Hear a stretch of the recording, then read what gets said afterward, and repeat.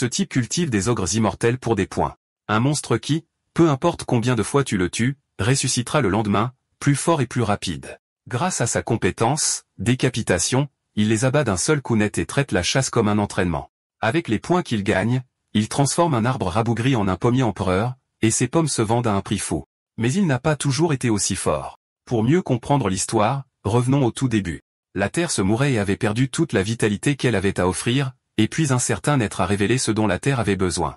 L'être absolu a conseillé d'envoyer des gens dans un autre monde, et avec cela, des dispatchers, qui sont maintenant considérés comme des héros, ont quitté la Terre pour d'autres mondes. Depuis les autres mondes, les dispatchers peuvent rapporter de nouvelles choses essentielles à la survie de l'humanité. Notre animateur, Chonso, travaille comme jardinier poubelle, mais il souhaite devenir dispatcher lui aussi. Après sa journée de travail, il se rend au centre de réunion des dispatchers où une foule de gens essaie d'obtenir des informations sur leurs proches. Il réussit à dépasser toutes les autres personnes qui sont là pour atteindre la réceptionniste. La réceptionniste vérifie son dossier et se rend compte que Chonsu n'a pas assez pour payer l'enquête qu'il demande. Il lui dit de revenir quand il aura enfin l'argent requis. Chonsu supplie l'homme de lui donner au moins quelques nouvelles, mais il est écarté par le client suivant. Chonsu n'a pas d'autre choix que de s'éloigner, et il rentre chez lui avec détermination. Apparemment, quand il était petit, son père était un vétéran de haut rang, aussi connu comme un retourné. Ils étaient toujours ensemble. Mais quand l'état de la Terre a empiré, il a été renvoyé. Et depuis, il n'a plus revu son père. Après avoir attendu si longtemps, sa mère est également partie à la recherche de son mari. Mais au final, Chonsu s'est retrouvé tout seul. Il a tellement grandi que les souvenirs qu'il a d'eux ont commencé à s'estomper. Il n'arrive même plus à se représenter clairement leur visage. Soudain, une lumière dorée brillante frappe l'extérieur de son appartement, laissant une vague massive qui l'envoie voler contre le mur. Il s'évanouit, et quand il se réveille, il s'est écoulé des heures. Une alerte d'urgence est apparue sur son téléphone l'avertissant des turbulences et de l'éclair causé par la rentrée d'un retourné. Pour aggraver la situation, un retourné de rang S annonce sa retraite, choquant tout le monde. Le type de rang S parle de la façon dont il n'a pas réussi à protéger les dispatchers qui l'accompagnaient. Il n'a pas non plus pu protéger son dieu, et à la fin, il est revenu seul, un échec. Le type dit qu'il ne peut plus dispatcher parce qu'il a perdu la capacité et la qualification pour le faire. Apparemment, le tremblement de terre et la lumière vive étaient le résultat de sa rentrée. D'une voix brisée, le type annonce sa retraite tout en demandant à tout le monde de faire de son mieux pour protéger la Terre. C'est fondamentalement une mauvaise nouvelle pour tout le monde parce que la population de la Terre est tombée en dessous de 500 millions, ce qui rend difficile l'augmentation du nombre de dispatchers de haut rang. Chonsu n'arrive pas à croire que le type a échoué dans sa mission, et il prend aussi sa retraite. Juste à ce moment-là, il entend frapper à la porte, et il se demande qui cela pourrait être. Il se lève, et il marche jusqu'à la porte, se demandant pourquoi il reçoit une visite parce que c'est très inhabituel.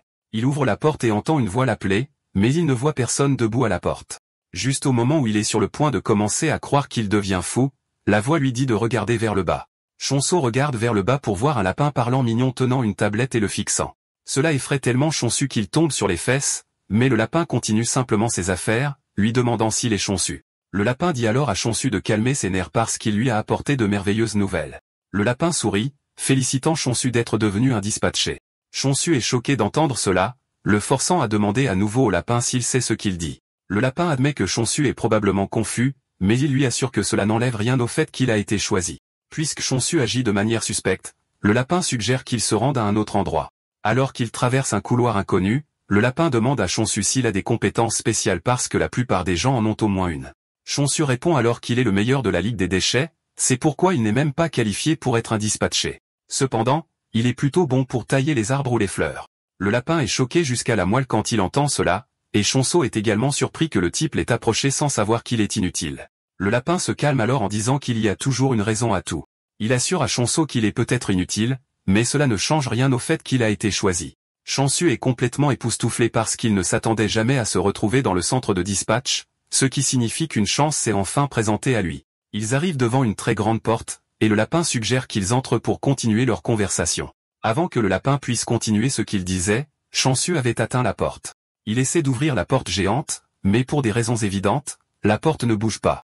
C'est à ce moment-là que le lapin lui demande dégoûtamment ce qu'il fait avec la porte. Le lapin dit que l'entrée qu'ils vont utiliser est à sa droite. Chonsu ne veut pas en croire ses yeux quand il se rend compte que le lapin pointe vers une toute petite porte, qui est une taille parfaite pour le lapin, pas pour les humains. Le lapin dit qu'il n'a jamais eu de problème pour utiliser la porte, et Chonsu est obligé de lui rappeler qu'il est un putain de lapin. Croyant que le lapin est fou, Chonsu dit qu'il doit partir, et le lapin lui demande s'il est sûr de prendre la bonne décision. Le lapin lui rappelle qu'il a échoué à tous les tests qu'il a passés, mais qu'en fin de compte, une rare opportunité est venue frapper à sa porte. Le lapin lui demande s'il pense qu'une opportunité comme celle-ci se présentera encore dans sa vie. Le lapin essaie de dire à Chonsu qu'il n'essaie pas de le contraindre parce qu'il est libre de partir si c'est ce qu'il veut vraiment. Après avoir entendu cela, Chonsu n'a pas d'autre choix que de ramper dans le petit passage pour suivre le lapin jusqu'à son bureau propre et bien rangé. C'est choquant pour Chonsu parce qu'il s'attendait à un petit bureau. Le lapin lui dit alors qu'il existe un monde qui lui est adapté. Chonsu est confus par cela, demandant s'il existe un monde différent qui correspond à chaque personne. Le lapin l'informe qu'il existe un monde appelé la prise de terre de type bloc, et qu'il y a un événement en cours. Les yeux de Chonsu s'illuminent sous le choc quand il voit cela, et le lapin suppose qu'il est au courant. Mais Chonsu dit que c'est la première fois qu'il en entend parler. Le lapin mentionne que le monde est le plus recherché ces derniers temps. Apparemment, le monde a la particularité de recevoir la protection divine d'un dieu. Chonsu s'intéresse davantage quand il entend cela parce que le retourné a également mentionné un dieu. Le lapin remarque le changement d'expression, et il lui assure que le fait de le choisir n'a aucun lien avec l'événement récent. Chonsu demande alors au lapin de quel type de dieu il parle, et le lapin mentionne que les dieux sont assignés au hasard. Mais puisque Chonsu est sa personne préférée, il pourrait aussi bien lui donner la chance de choisir le dieu qu'il veut. Le lapin sort alors 3 cartes, demandant à Chonsu s'il est prêt à choisir. Chonsu est confus par cela parce qu'il ne sait même pas laquelle des cartes est bonne ou mauvaise. Le lapin lui rappelle que cette opportunité pourrait ne plus se présenter, et Chonsu est d'accord avec lui. Se souvenant de son père, Chonsu est furieux d'hésiter. Chonsu choisit ensuite sa carte, et une représentation visuelle du dieu apparaît juste devant lui, le choquant. Cela lui fait une peur bleue. Et quand il regarde la carte qu'il a choisie, il réalise que c'est le dieu de la négation avec un taux de 44%. Le lapin l'exhorte à ne pas être lâche, car tout ce qu'il vient de voir n'est qu'un effet dramatique. Avec le cœur battant la chamade, Chonsu est forcé de demander quel genre de dieu exigerait un effet qu'il envoie presque dans l'au-delà. De plus, Chonsu ne pense pas que ce dieu soit le bon choix pour lui, car son nom seul est synonyme d'ennui. Chonsu se relève et demande nerveusement au lapin s'il a la possibilité de tirer à nouveau les cartes. Le lapin lui assure qu'il le peut, ce qui le choque. Chonsu tire rapidement la carte, et comme avant, il tire à nouveau le dieu de la négation. Chonsu est furieux, et il commence à penser que les tirages sont une arnaque car il est impossible qu'il obtienne le même dieu à chaque fois. Le lapin lui dit alors qu'il n'y a rien de mal avec les cartes. Chonsu est surpris de voir le lapin changer d'expression, puis il lui dit qu'il n'a qu'une dernière chance de tirer une carte. Il exhorte Chonsu à choisir correctement cette fois-ci. Chonsu est frustré, et il espère juste choisir n'importe quoi, sauf le dieu de la négation. Il tire une autre carte, et cette fois une lumière verte vive apparaît, et le visage de Chonsu s'illumine d'espoir. Cette fois, il a tiré une carte, qui est la déesse de l'abondance, mais elle a une probabilité de moins de 1%. Il est sur le point de perdre tout intérêt lorsqu'il voit une représentation visuelle de la déesse, et, bon sang, elle est super canon. Même le lapin peut voir l'imagination pratique sur le visage de Chonsu. Le lapin sourit, demandant à Chonsu s'il aimerait une autre chance. Cela choque Chonsu car le type vient de lui dire qu'il lui donnait une dernière chance. Chonsu demande alors au lapin ce qui se passerait s'il se décidait pour la carte actuelle, et le lapin lui fait savoir qu'il devrait partir immédiatement. Chonsu est choqué d'entendre cela, et le lapin lui demande s'il a une raison d'hésiter. Il dit à Chonsu qu'il a une rare chance de passer de répartiteur à retourneur. Le lapin commence à lui remplir la tête de douce imagination sur la façon dont les gens le célébreront pour avoir été un héros. Le lapin lui dit qu'être un répartiteur lui donnera une très bonne vie, 10 fois meilleure que celle qu'il vit actuellement. Chonsu réalise que le lapin a raison car sa vie n'a fondamentalement aucune valeur. Il prend sa décision, et le système l'informe qu'il a été choisi pour servir la déesse de l'abondance. L'image de la déesse lui est montrée, et c'est exactement ce qu'il imaginait dans sa tête. Chonsu sourit, croyant qu'il serait capable de tout faire s'il était avec une telle déesse. Chonsu demande alors au lapin où il est censé aller. Le lapin ouvre un portail, disant qu'il est temps pour eux de partir. Mais juste à ce moment-là, il pousse Chonsu directement vers le portail. Chonsu a peur, demandant au lapin s'il est vraiment sûr pour lui d'entrer dans le portail. Le lapin se moque de lui en disant que le portail est magnifique, mais pour Chonsu, il fixe un piège mortel évident. Néanmoins, il n'a pas l'intention de reculer car il prévoit de réussir pour montrer à ses détracteurs qu'ils sont nuls. Alors qu'il est occupé à penser à la façon dont il va réussir, le lapin le pousse dans le portail. Juste à ce moment-là, une voix gronde le lapin pour être intervenu directement dans l'affaire alors qu'il sait que c'est tout à fait interdit.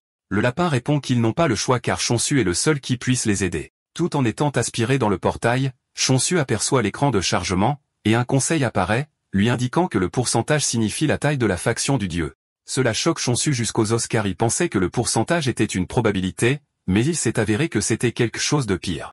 Chonsu arrive enfin dans son nouveau monde avec la douleur qu'il vient d'apprendre quelque chose de si crucial. Il regarde autour de lui pour voir que partout n'est pas loin d'un terrain vague. En plus du fait que la déesse n'a pas de faction, il s'est retrouvé dans une terre vouée à l'échec. Voyant cela, des larmes coulent de ses yeux, et il en conclut que c'en est fini pour lui. Chonsu s'attendait à une terre abondante, mais tout ce qu'il regarde n'est qu'un terrain vague. La fenêtre du système s'affiche à nouveau, souhaitant la bienvenue à Chonsu dans le monde du creusement.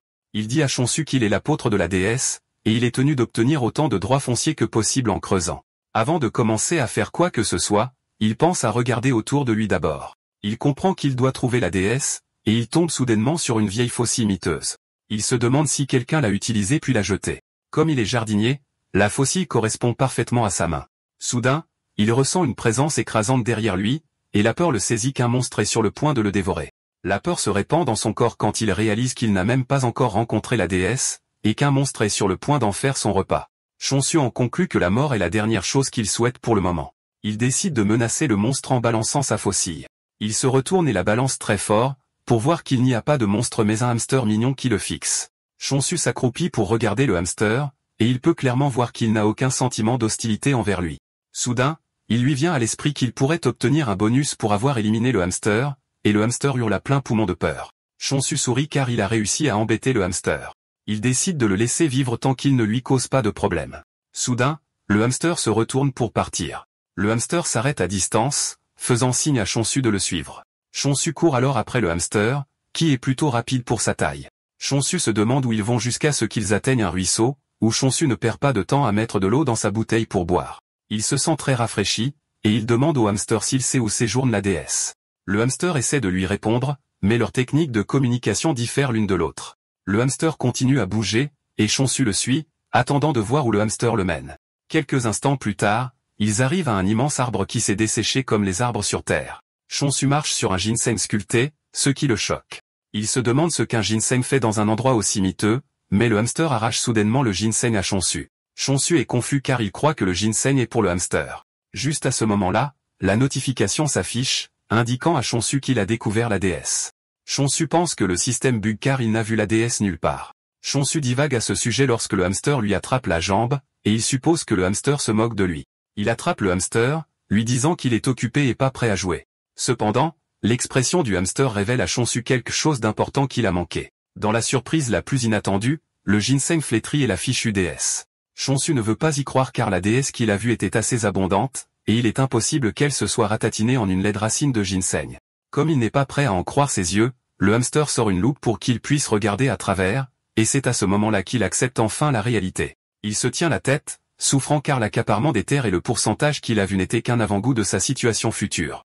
Chonsu se souvient que les chiffres augmentaient lorsqu'il tirait les cartes, ce qui signifie que l'influence du dieu grandissait alors. Chonsu n'arrive pas à croire que le dieu de la négation était en fait une bonne carte, et c'était difficile à croire car elle apparaissait assez souvent. Chonsu se demande si la déesse s'est ratatinée parce que son influence a complètement diminué. Chonsu fixe la déesse, se demandant pourquoi elle ne se réveille pas. Il commence à craindre d'avoir complètement tué la déesse en marchant dessus, mais le hamster le regarde juste comme un idiot fini. Shin Desu réalise alors qu'il pourrait réveiller la déesse s'il lui donnait de l'eau. Il verse de l'eau sur elle, et étonnamment, un effet vert vif émerge du corps du ginseng. Cela indique à Shin Desu que l'eau fonctionne, et il continue à lui donner plus d'eau. Il noie la déesse dans l'eau, restaurant finalement le discernement de la déesse. La déesse manque de se noyer dans l'eau, et elle commence à souhaiter que Chonsu s'arrête avant qu'il ne soit trop tard. La déesse revient enfin à la vie, et Chonsu célèbre ses compétences agressives en matière de RCR. Le hamster est également content que son maître soit de retour à la vie. Juste à ce moment-là, Chonsu s'incline devant la déesse, lui offrant ses salutations et lui disant qu'il est son apôtre. La déesse parvient à s'asseoir pour regarder son apôtre. Chonsu est totalement confus sur ce qu'il faut faire jusqu'à ce que la notification de la fenêtre apparaisse, lui indiquant qu'il peut devenir plus fort en utilisant ses compétences. Chonsu est surpris car il ne savait pas qu'il y avait des compétences facilement disponibles pour lui. Il voit l'une des compétences, qui est la bénédiction de la déesse. Et même s'il n'y a aucune description de ce que fait la compétence, Chonsu suppose que c'est pour rendre les récoltes magnifiques. Juste à ce moment-là, il l'applique, et il réalise que la bénédiction s'appelle la décapitation. Cela choque Chonsu car décapitation signifie essentiellement couper une tête. Il ne veut pas s'imaginer couper des têtes juste pour vivre une vie abondante. Cependant, il en conclut qu'il est impossible que la déesse de l'abondance lui accorde une compétence aussi violente. Chonsu se tourne vers la déesse pour lui demander s'il est vraiment censé couper la tête de quelqu'un, et la réaction de la déesse le déroute juste. Il en conclut alors qu'il n'y a rien d'autre que de décapiter quelqu'un.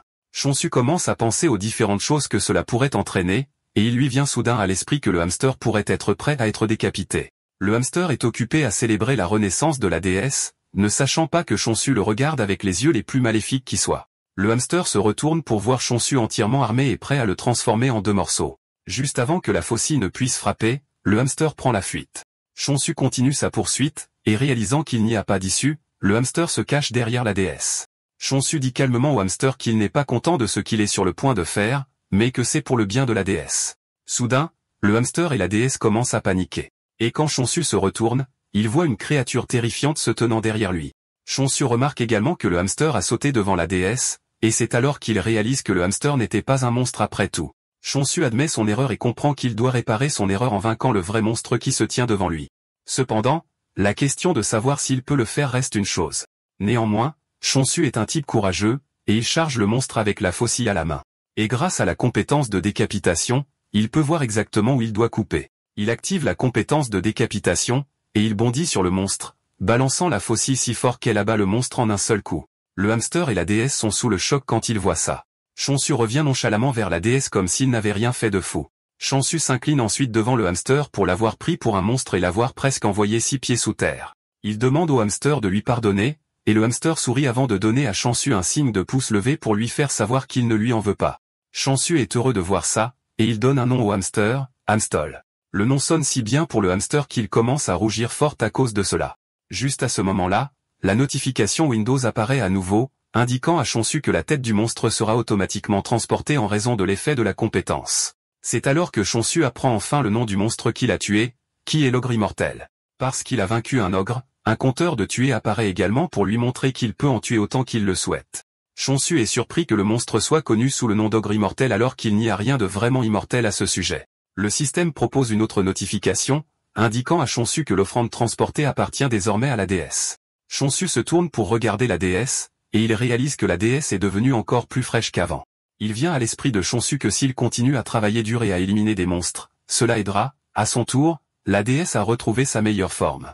Motivé à voir le corps chaud de la déesse, Chonsu s'enfuit pour trouver plus de monstres à tuer. Il tombe bientôt sur une horde d'ogres immortels. Il reçoit un autre conseil selon lequel il existe des points non identifiés qui ne peuvent être utilisés que par le système mondial, ce qui signifie qu'ils ne peuvent pas être échangés entre des individus. Chonsu est surpris car il ne savait pas quand il avait acquis les points. Néanmoins, c'est une bonne chose pour lui, et il comprend que se débarrasser des ogres est la prochaine chose sur sa liste. Chonsu est heureux de pouvoir manier la compétence de décapitation car cela lui permet de tuer facilement les ogres. Chonsu se précipite vers les ogres, activant la compétence de décapitation, et il les abat d'un seul coup. Un autre conseil apparaît, lui disant qu'il peut acquérir des points en tuant des monstres. Chonsu voit cela comme un feu vert pour tuer autant de monstres que possible car le système vient de lui donner le feu vert.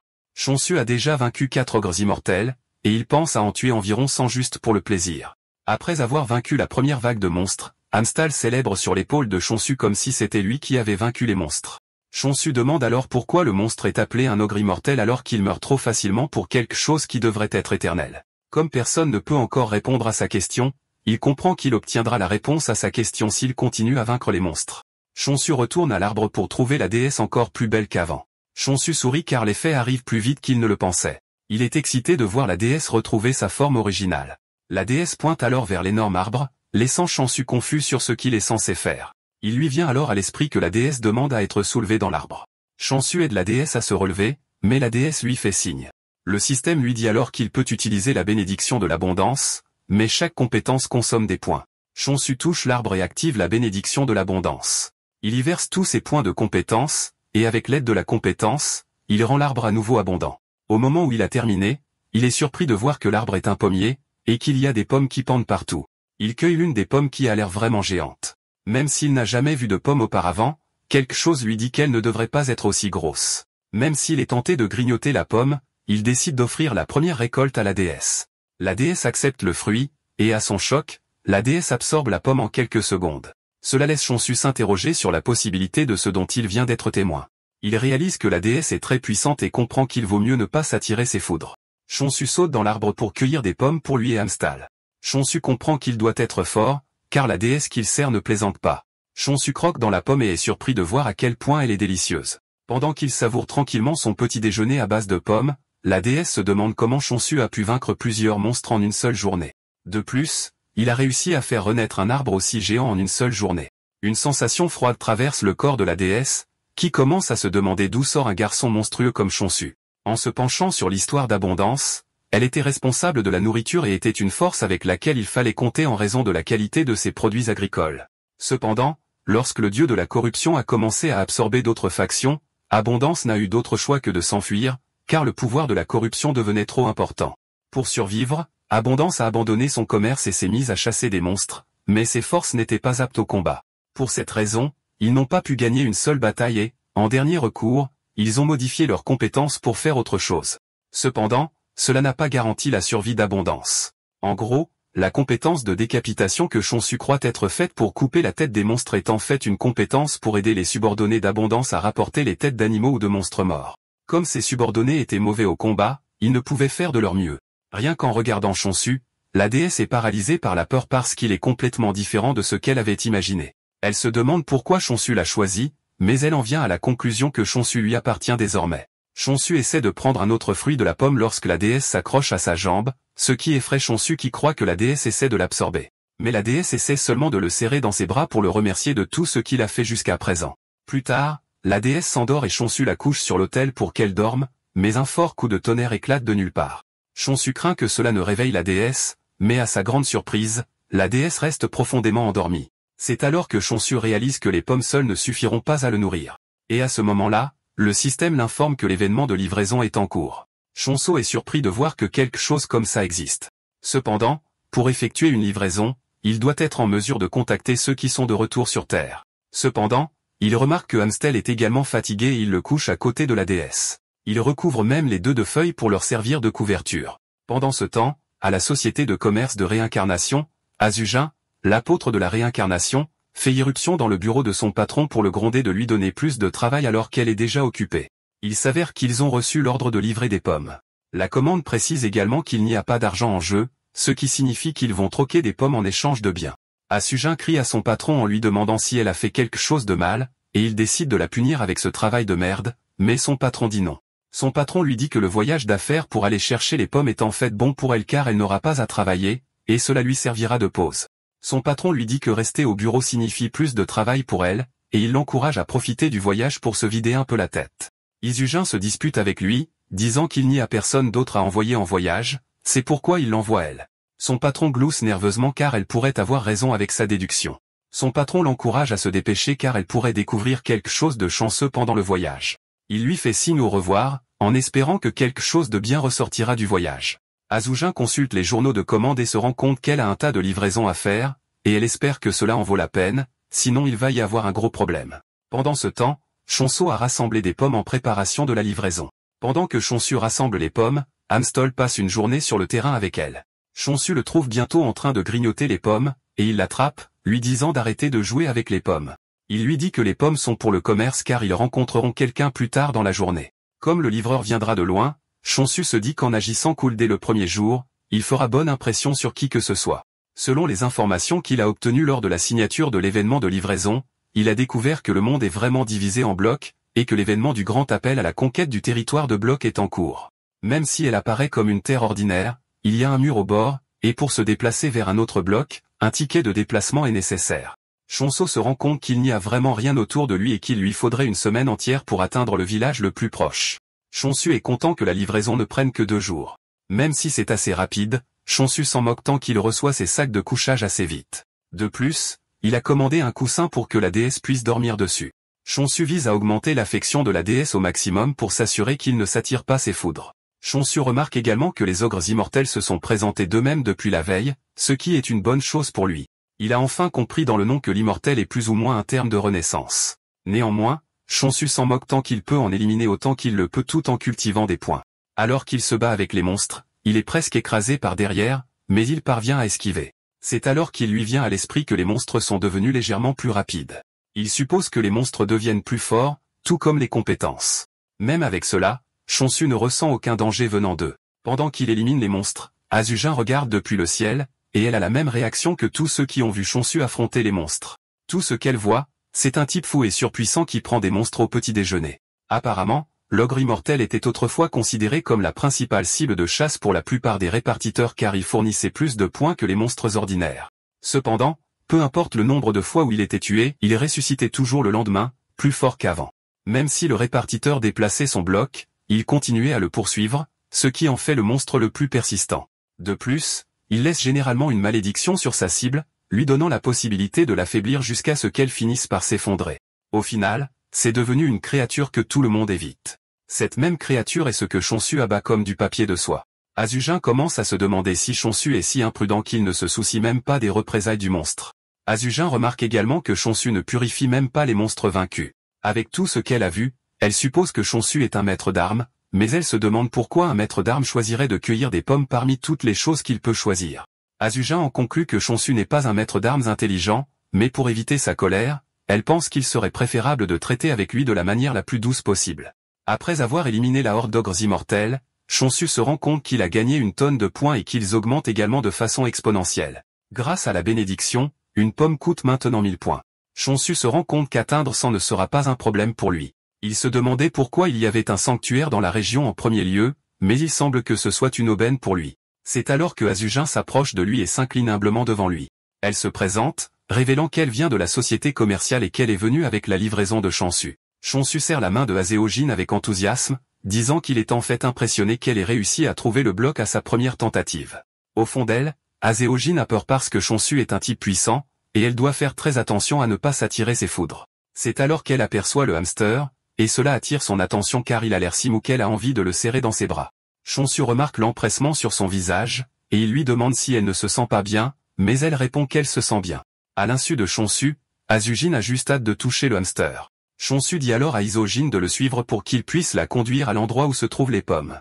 En arrivant, l'odeur des pommes à elle seule attire son attention, et elle ne peut s'empêcher de le dire à voix haute. Chonsu est d'accord avec elle, disant que les pommes ont vraiment bien poussé. Izojin n'arrive pas à croire que le grand arbre devant elle soit un pommier. Chonsu cueille une des pommes, et il demande à Izojin si elle accepterait de manger la pomme. Izojin ramasse les pommes, et leur taille énorme la choque. Cependant, elle ne s'attend à rien de bon car, lorsqu'un fruit devient trop gros, sa douceur en pâtit. Elle s'attend à être déçue, mais dès qu'elle en croque un morceau, elle est plongée dans un état de saveur inimaginable. Izojin se rend compte que la pomme est très sucrée, et que l'acidité est également bien équilibrée. Elle se dit que la pomme se vendrait au moins 100 000 pièces d'or en raison de sa douceur. Izojin demande ensuite à Chonsu de confirmer s'il a fixé un prix de 2000 pièces d'or pour les pommes, et Chonsu répond par l'affirmative. Azujin informe Chonsu que le prix qu'il a fixé pour la pomme est absurde, et Chonsu pense qu'elle dit que les pommes sont trop chères. Chonsu demande nerveusement à la dame combien elle serait prête à payer pour les pommes. Azujin choque Chonsu lorsqu'elle lui dit qu'il devrait en obtenir au moins 20 000 pièces d'or par pomme. Chonsu perd presque la tête quand Azujin révèle qu'il pourrait même obtenir plus de 30 000 s'il les fournit à un grand magasin. Chonsu n'en croit pas ses oreilles. Et même si Azujin aurait pu le frauder, elle ne pense pas qu'il serait bon de perdre un client potentiel à long terme. De plus, elle n'est pas encore prête à mourir car elle pense que ce sera son sort si Chonsu le découvre un jour. Azujin dit alors à Chonsu que les pommes ne sont pas que des pommes, mais la toute première sorte de pomme à avoir une saveur unique qu'elle n'a jamais goûtée auparavant. Azujin avoue que la pomme a plus de valeur que n'importe quelle spécialité régionale qu'elle connaisse. Pour ne pas trop exagérer les choses, elle suggère de fixer le prix à 20 000 pièces d'or pour le moment. Elle sort un contrat officiel disant à Chonsu que le solde restant sera également réglé une fois qu'il aura signé le contrat. Chonsu prend le stylo et examine le contrat pour voir ce qu'il implique. Une fois qu'il voit que c'est quelque chose qui lui est favorable, il sourit. Cependant, il suggère de modifier une section particulière du contrat. Azujin est surprise quand elle se rend compte que le pourcentage de part de l'entreprise a augmenté. Chonsu lui fait savoir que ce n'était pas une erreur, mais qu'il a fait cela parce qu'il aimerait établir une relation durable avec Izojin. De plus, Izojin a été honnête avec lui sur la valeur des pommes. Chonsu tend la main pour la serrer, ce qui la choque. Elle remercie ensuite Chonsu d'avoir accepté le contrat, et elle lui remet les articles qu'il a commandés. Parmi les choses qu'il a commandées, il y a des graines, des provisions de nourriture et des ustensiles de cuisine. De plus, il y a un œuf familier, qui est un cadeau commémoratif de la société de commerce. Azujin lui assure que cela l'aidera dans son exploitation agricole. Elle remet les œufs à Chonsu et dit qu'il n'en aura peut-être même pas besoin parce qu'il en élève déjà un. Chonsu est surpris parce qu'il ne voit pas le familier en question qu'il élève. Azujin pointe alors vers Amstal, croyant que Amstal est le familier de Chonsu. Izojin lui dit ensuite que plus il verse de points dans l'œuf, plus il sera fort lorsque le familier éclora. Cependant, elle l'invite à être prudent car s'il en fait trop, l'œuf se fissurera, ce qui entraînera un échec automatique. Elle ajoute que Chonsu devrait s'arrêter une fois que l'œuf commence à trembler. Après les instructions, Chonsu dit à Azujin qu'il devra peut-être juste essayer pour avoir une idée parfaite. Azujin s'enquiert de la récolte prévue et du calendrier pour les pommes, et Chonsu répond qu'une journée devrait suffire. Cela choque Azugine parce qu'ils vont recevoir des livraisons quotidiennes de pommes. Après leur brève, longue et ennuyeuse conversation, ils établissent le calendrier, les chiffres et les dates de visite. Une fois que tout a été réglé, ils concluent la première partie de leur accord. Après le départ de Azugine, Chonsu s'approche de la déesse pour la remercier d'être restée cachée lorsqu'Azugine était là. Chonsu a regardé les nombreuses fournitures qu'il a reçues et n'arrivait pas à croire que les ventes de pommes étaient lucratives.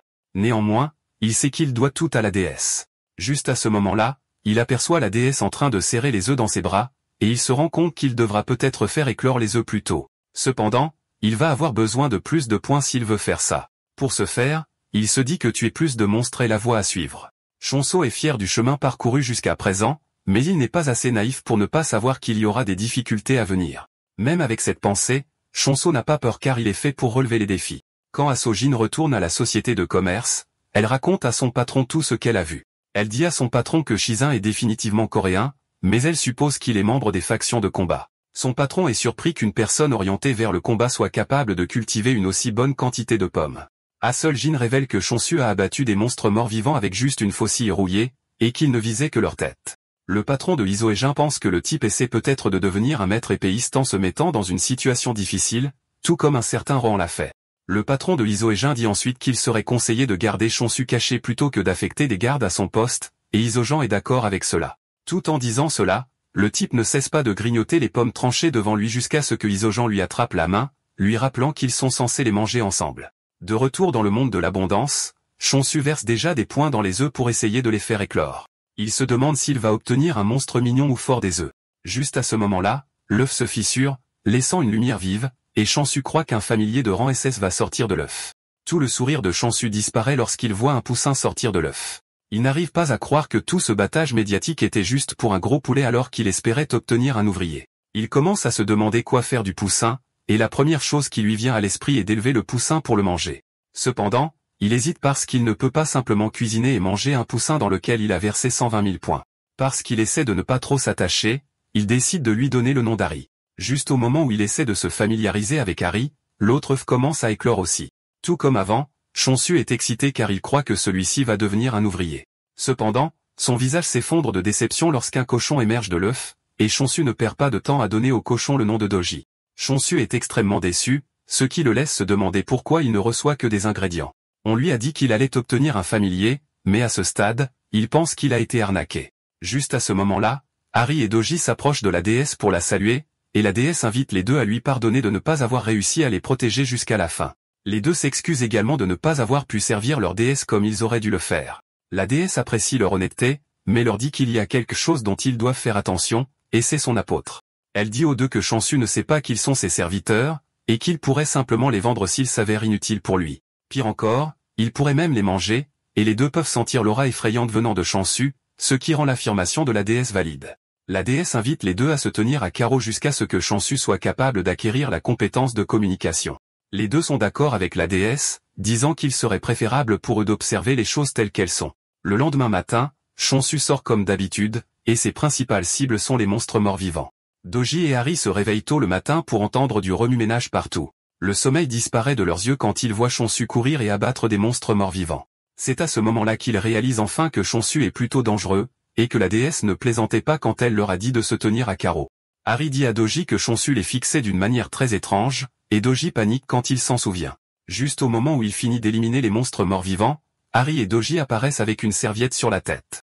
Ils félicitent Chonsu pour son travail acharné et lui disent de se nettoyer avec la serviette. Les deux ont vu Chonsu à l'œuvre, et ils ont enfin compris ce que la déesse leur avait dit sur le fait d'être utile. Chonsu remercie les deux d'être attentionnés, et après s'être nettoyés, il leur offre une pomme. Doji se précipite vers l'assiette tandis qu'Harry essaie de faire comme s'il n'était pas un glouton. Chonsu est heureux de nourrir les deux parce qu'il a entendu dire une fois que le porc nourri au raisin a toujours meilleur goût. Harry essaie d'empêcher Doji de manger pour qu'il ne devienne pas la saveur désirée de Chonsu. Cependant, Harry est également attiré par la saveur de la pomme en raison du nombre de points que Chonsu y a versé. Néanmoins, il parvient à se maîtriser. Chonsu lui offre ensuite des céréales, et il saute sur les céréales sans perdre de temps. Pour lui, il prend la bonne décision car il ne deviendra jamais un poulet frit comme Doji. Après cela, Chonsu passe à l'agriculture. Il fait creuser le sol à Doji pendant qu'Harry plante les graines de haricots noirs. Chonsu recouvre ensuite le sol et donne de l'eau aux graines avant d'ajouter la bénédiction de l'abondance. En un rien de temps, Chonsu a une ferme avec des plantes saines qui la recouvrent. Chonsu tient l'une des graines dans ses mains, et au moment où Harry aperçoit la graine, il se fixe dessus. Il se précipite vers Chonsu, mais il cache la graine, lui disant que la première récolte doit être donnée à la déesse. Chonsu donne la graine à la déesse comme d'habitude, et elle l'absorbe de la manière la plus étrange, comme elle le fait toujours. Chonsu dit alors à Harry et Doji qu'il est temps qu'ils mangent car ils vont planter des pommes de terre plus tard. Contrairement à avant, Harry consomme autant de nourriture que Doji. Les deux finissent par ressembler à des ballons gonflés, et Harry pense qu'il est foutu parce qu'il n'a pas pu retenir sa faim. D'un autre côté, Chonsu est juste heureux que les deux mangent bien, et cela lui sert de motivation pour planter plus de récoltes qu'ils vont apprécier. À ce moment-là, son esprit croise les pommes, et il espère qu'elles se vendent bien sur le marché. Au magasin, le patron d'Azujin remarque que les pommes sont les seuls articles qui restent à vendre. Beaucoup de gens se sont rassemblés, mais aucun d'entre eux n'est prêt à acheter, ce qui est prévisible. Il avait même décoré la pomme et l'avait bien emballée pour la rendre plus agréable, mais les gens ne pensent pas qu'une seule pomme vaut 200 000 pièces d'or. Il se gratte la tête de frustration parce qu'il n'a aucune idée de comment convaincre les gens que la pomme est réellement délicieuse. Il est presque sûr que tout le monde changera d'avis après une seule bouchée, mais le problème est de les amener à en prendre une. Soudain, il entend quelqu'un acheter les pommes. Il se précipite vers le vendeur pour lui demander ce qui vient de se passer, et le vendeur révèle que toutes les pommes sont vendues. Il ne veut pas y croire car il y en avait encore beaucoup il y a quelques minutes. Le vendeur révèle que quelqu'un en a goûté une, puis a tout acheté. La signature sur le bordereau de paiement indique Rohan, et c'est alors que le gérant réalise que la personne qui vient de les fréquenter et d'acheter les pommes n'est autre que Rohan, le pionnier de la méthode d'entraînement au handicap. Rohan est également connu comme le maître épéiste inégalé, ce qui fait de lui une grosse affaire, et le gérant admet qu'ils ont trouvé de l'or. Cela finit par faire les gros titres, et tout le monde croit que les pommes sont ce que Rohan a mangé pour devenir un maître épéiste. Le patron d'Azujin, Ryuu, commence à recevoir des appels de partout. Tout le monde veut une boîte ou 100 boîtes de la pomme miracle. Une semaine après l'arrivée de Chonsu dans le monde de l'abondance, il admet qu'il a vécu une belle vie. Il a des pommes de terre avec lui, et il est prêt à cuisiner. Pendant qu'il cuisine les délicieuses pommes de terre, Doji tient déjà sa jambe pour lui faire savoir qu'il est intéressé. Chonsu révèle simplement qu'il ne fait pas la pomme de terre pour lui parce qu'il vient de finir de manger son propre repas.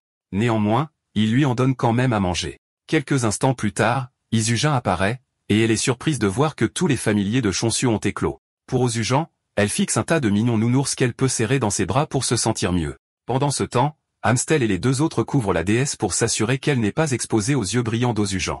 Chonsu demande alors à Ozujan pourquoi elle est venue. Asujin mentionne qu'elle a de bonnes nouvelles pour lui. Elle sort des reçus de vente pour dire à Chonsu que toutes les pommes se sont vendues, et qu'elles se sont toutes vendues au montant étiqueté également. Chonsu se tient la tête sous le choc et l'étonnement parce que tout s'est déroulé en seulement 2 jours. Azujin lui dit que la partie la plus incroyable de tout est que tout le monde veut maintenant goûter à la pomme. Chonsu est époustouflé parce qu'il n'a jamais vu la pomme comme quelque chose qui rapporterait autant d'argent. Il se souvient que les pommes étaient généralement vendues pour moins de 1000 pièces d'or. Parce qu'il reçoit 30% des bénéfices, Chonsu réalise qu'il va gagner au moins 60 000 pièces d'or par pomme. Avec un simple calcul, il réalise qu'il aurait gagné 3 millions en une seule journée s'il avait réussi à vendre 50 pommes. L'esprit de Chonsu explose quand il réalise qu'un bénéfice annuel de 1 milliard se profile à l'horizon. Chonsu est heureux d'être sur la bonne voie, et il croit qu'avec cela, il pourrait être en mesure de trouver un indice sur ses parents. Chonsu dit à Azujin qu'il n'est pas un rabat-joie, mais il lui demande combien de temps elle pense que le battage médiatique autour des pommes de l'empereur va durer. Chonsu sait que les pommes sont actuellement populaires, mais il sait aussi qu'il est impossible qu'elles continuent à se vendre à ce prix élevé à l'avenir. Azujin assure alors à Chonsu qu'elle comprend son inquiétude, mais lui fait savoir que 100 pommes par jour pour un public cible de 1 million signifie qu'ils seront toujours en affaires pendant 27 ans. Chonsu est choqué d'entendre cela, et il suppose que c'est une surestimation. Azujin dit alors à Chonsu qu'il n'a pas à s'inquiéter. Azujin lui demande ensuite s'il a pensé à augmenter sa production de pommes. Chonsu sourit nerveusement, disant qu'il a également cultivé d'autres cultures, et ce serait bien qu'elle les goûte. Il lui assure qu'elles sont aussi savoureuses que les pommes. Les yeux d'Azujin s'illuminent comme un gobelin quand elle entend cela. Chonsu lui dit alors de rester assise pendant qu'il lui sert d'abord des pommes de terre. Isojin prend une bouchée des pommes de terre, et elles font de joie devant leur douceur. Elle commence à imaginer toutes les bonnes choses qui sortiront de la pomme de terre si elle est bien gérée. À ce moment-là, Chonsu apparaît avec des crêpes et des frites. Isojin a versé des larmes en consommant la nourriture devant elle. Elle mentionne que les frites de pommes de terre peuvent être considérées comme un plat principal au lieu d'un accompagnement. Chonsu termine ensuite le combo avec des patates douces rôties. Au moment où il sert cela, Doji et Harry deviennent fous, exigeant qu'il leur en donne aussi. Chonsu suggère alors qu'ils mangent tous ensemble. Chonsu remarque qu'Harry a l'air maigre, et il y a une explication à cela. C'est essentiellement parce que Doji a volé la nourriture d'Harry, l'empêchant de manger correctement. Amstal saute sur la table pour manger avec Asoljin, et Chonsu demande à Aseoljin ce qu'elle pense des pommes de terre parce qu'il prévoit de les vendre aussi. Aseoljin remercie Chonsu pour le délicieux repas et lui demande s'il existe un moyen de cultiver les récoltes et d'augmenter la production de pommes. Chonsu répond que ce serait difficile car il aura besoin de plus de points.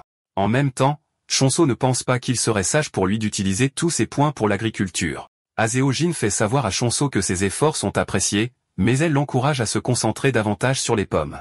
Aseoljin mentionne que tous les apôtres sont coréens et que la culture du monde est basée sur cela. Aseoljin dit que la nourriture est incroyable, mais fait savoir à Chonsu qu'il est difficile de facturer un prix élevé pour les récoltes seules.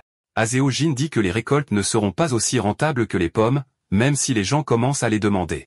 Aseoljin se met à genoux, suppliant Chonsu de considérer la production de pommes comme sa tâche principale. Réalisant qu'il est impossible de la faire changer d'avis, Chonsu lui demande 600 pommes par jour suffiront, et ses yeux s'illuminent quand elle entend cela. Elle remercie Chonsu d'avoir reconsidéré et d'avoir pris en compte sa suggestion. Le lendemain, Chonsu sort chasser les monstres comme d'habitude. Doji demande à Harry s'il est important qu'il suive Chonsu à chaque fois qu'il sort, et Harry crie sur Doji en lui disant qu'ils sont les seuls à pouvoir surveiller car Amstel est pratiquement inutile. À leur insu, Chonsu se demande en fait pourquoi les deux continuent à le suivre partout, et il suppose que ce sont des familiers de type combat. Chonsu ne pense pas qu'il existe un moyen pour que de vrais familiers soient assez inutiles au point que la seule chose qu'ils puissent offrir est de manger. Sa conviction s'effondre bientôt quand il voit les deux se faire pourchasser par un monstre mort-vivant. Chonsu s'en prend à lui-même pour avoir pensé que les deux valaient le battage médiatique qu'il leur accordait en premier lieu. Juste à ce moment-là, Doji trébuche, donnant au monstre mort-vivant la chance de se rapprocher de lui. Chonsu essaie de l'atteindre, mais la distance est tout simplement trop grande pour lui. Chonsu essaie d'attirer l'attention du monstre en criant, mais même cela ne fonctionne pas. Chonsu balance sa faucille, mais même cela s'avère inutile car la portée est courte. Soudain, le monstre meurt, choquant Chonsu car il sait que la faucille n'a pas atteint le monstre. Juste à ce moment-là, il lui vient à l'esprit que la compétence pourrait avoir été améliorée et que la portée de la compétence a augmenté. Chonsu l'essaie en restant à distance et en balançant la faucille sur les monstres. Avec une seule frappe, il élimine plusieurs cibles, et la fenêtre apparaît, l'alertant de la nouvelle portée obtenue de la compétence. De plus, il obtient une nouvelle compétence, la décapitation de masse, et cela choque Chonsu, mais il se rend compte que cela lui permettrait de gérer plus de monstres. Chonsu se lance dans un saccage, abattant plusieurs monstres, et cela effraie Harry et Doji. Les deux retournent immédiatement vers la déesse qui est choquée de les revoir si tôt. Harry dit à la déesse que Chonsu est peut-être devenu plus fort, mais en même temps, l'obtention de la compétence de communication est également importante. La déesse exhorte alors ses serviteurs à se calmer car elle n'a jamais accordé une telle compétence. Doji dit alors à la déesse que le nom de la nouvelle compétence est décapitation de masse, et ce nom lui-même choque la déesse. La peur la traverse alors qu'elle pense à cela car c'était la première fois qu'elle l'entendait. Même la déesse n'a aucune idée du type de personne que Chonsu est à ce stade. Elle suppose qu'il est un faucheur envoyé de l'enfer. Juste à ce moment-là, la déesse dit aux deux qu'elle pourrait en fait avoir une idée de ce qui se passe. Doji entend cela, et sa tête entre en overdrive, croyant que la déesse était vraiment celle qui a accordé la compétence à Chonsu. Harry est obligé de gifler Doji pour être aussi stupide, et il lui dit d'écouter ce que la déesse a à dire avant de proposer ses idées de déchets. Harry demande alors à la déesse ce qu'elle pense qu'il s'est passé, et la déesse répond que la compétence de l'apôtre a évolué. La déesse mentionne que la compétence de décapitation est une version modifiée de la compétence de récolte. Elle leur rappelle que la compétence évoluée a permis à l'utilisateur de s'engager dans une large gamme de récoltes, de la même manière que la déesse pense que la compétence de Chonsu a évolué en décapitation de masse. Harry est surpris d'entendre cela, et il mentionne que c'était quelque chose que seuls les apôtres de première année pouvaient faire. La déesse est d'accord en disant que c'est exactement pourquoi Chonsu est assez effrayant. Cependant, la déesse pense que c'est un type reconnaissant, ce qui rend les choses un peu meilleures. La déesse dit que Chonsu pourrait croître à un rythme exponentiel, mais c'est grâce à sa croissance qu'ils sont en sécurité dans une certaine mesure. La déesse dit alors qu'elle donnera à Chonsu la compétence de communication une fois qu'il reviendra. Quelques instants plus tard, Chonsu revient, et la déesse donne avec enthousiasme à Chonsu la possibilité de choisir entre deux nouvelles compétences car il est contraire aux règles de définir le chemin d'un apôtre. Chonsu fixe l'écran de statut pour voir qu'il a deux compétences parmi lesquelles il peut choisir, qui sont la promesse d'abondance et la communication. La déesse est confiante et assurée que Chonsu va choisir la compétence de communication. La déesse a hâte de dire à Chonsu de rester à l'écart du danger et aussi de le remercier pour tout ce qu'il a fait jusqu'à présent. Après avoir pris une minute pour réfléchir à ses choix, Chonsu choisit la compétence de promesse d'abondance, choquant la déesse, qui s'y attendait le moins. Avant de prendre sa décision, Chonsu avait regardé l'écran pendant un certain temps pour savoir quelle compétence fonctionnerait le mieux. Il a regardé la compétence de communication et s'est rendu compte que ce n'était qu'une compétence qui lui permettait de communiquer avec les plantes et les animaux. L'horreur d'entendre Harry et les autres crier après lui chaque fois qu'ils sont énervés lui a fait comprendre qu'il allait avoir une vie infernale s'il choisissait la compétence de communication. Puisqu'il y a un dicton qui dit que l'ignorance est un bonheur, il décide que choisir la compétence de communication serait une mauvaise décision. C'est pourquoi il a opté pour la promesse d'abondance à la place. Et au moment où il a choisi la compétence de promesse d'abondance, il s'est rendu compte que tout le monde était plutôt sombre. Il a maintenant 2 compétences au tableau, mais comme avant, il n'y a pas de description pour la compétence. Chonsu prend alors une pomme dans l'intention de la donner à la déesse comme première offrande. Mais à sa surprise, la déesse lui tourne le dos et commence à pleurer. Sur l'écran de statut, Chonsu apprend que selon la façon dont il utilise sa compétence, les points reviendront en conséquence. Chonsu se demande pourquoi la déesse rejette la pomme qu'il lui a donnée. Dans une tentative de réconforter tout le monde, il pince la joue de Hamstel, et cela réconforte un peu le hamster. Il frotte également le ventre de Doji pour le chatouiller, mais à sa surprise, les points ne reviennent pas. Juste au moment où il se demande ce qui ne va pas, Hyezojin se présente à la hâte, lui disant qu'il doit revendiquer le bloc et le défendre. Cela choque Chonsu, le forçant à demander si quelqu'un prévoit de les attaquer. Hyezojin dit qu'il y a la possibilité de cela parce que la pomme de l'empereur a gagné beaucoup de popularité. Pour cette raison, ils sont obligés de limiter l'achat de la pomme à une par personne. Et même avec cela, plus de 5000 personnes ont déjà fait des réservations. Les chiffres choquent Chonsu, et Hyezojin ajoute que les personnes qui ont réservé disent qu'elles se fichent même de quand la pomme arrive tant qu'elles l'obtiennent à un moment donné. Il est naturel que, en raison de la popularité de la pomme, il y ait des pillards qui commenceront à cibler les pommes et le bloc. Pour aggraver les choses, le bloc de Chonsu est en dehors de la zone d'autorité, ce qui signifie qu'il n'y a aucune protection contre les crimes. Azujin souhaite qu'ils aient une sorte de soutien car cela aurait complètement changé la donne. Chonsu réfléchit profondément à cela et se rend compte que le seul soutien qu'il a est la déesse. Chonsu se rend compte que s'il perd, ce sera la fin pour la déesse et toute la région. Azujin lui dit que la première étape pour freiner cela est de revendiquer le bloc et d'installer une porte sécurisée. Chonsu est d'accord avec cela, et il dit que capturer les blocs environnants pour mettre en place une base déguisée les rapprochera de Azujin. Azujin voit cela comme une très bonne idée car une fois qu'ils occupent le bloc et construisent une porte, ils n'auront pas à faire face à des restrictions de mouvement. Chonsu demande alors pourquoi les réservations ont augmenté de nulle part parce que ce n'est certainement pas normal. Azujin lui dit que tout le bloc devient faux à cause des effets de la pomme de l'empereur. Chonsu est confus au sujet des 10 effets, et Azujin mentionne qu'il y a eu des affirmations selon lesquelles la pomme est un remède à tout. Cela choque Chonsu, qui ne pense pas que la pomme soit même capable de tout ce qu'ils prétendent qu'elle fait. Même Azujin croit tout, mais Chonsu n'y pense pas trop parce que ce n'est qu'une pomme. Pendant ce temps, un journaliste agaçant suit Rohan alors qu'il entre à l'hôpital, et il a sa caméra prête. Rohan rend visite à son ami, Yunsu, qui est un grand alchimiste. Rohan dit à Yunsu qu'il lui a apporté un cadeau de bon rétablissement, et ce cadeau n'est rien d'autre qu'une boîte de pommes de l'empereur. Eunso est surpris que Rohan lui ait apporté les pommes parce qu'il a aussi entendu les rumeurs.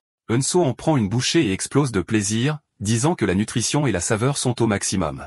Eunso exprime son choc et commence à poser des questions sur la pomme, mais Rohan lui rappelle qu'il n'est pas un expert en cuisine. Pendant qu'Eunso mange lentement les pommes, Rohan, qui les a apportées en cadeau, les grignote comme un fou.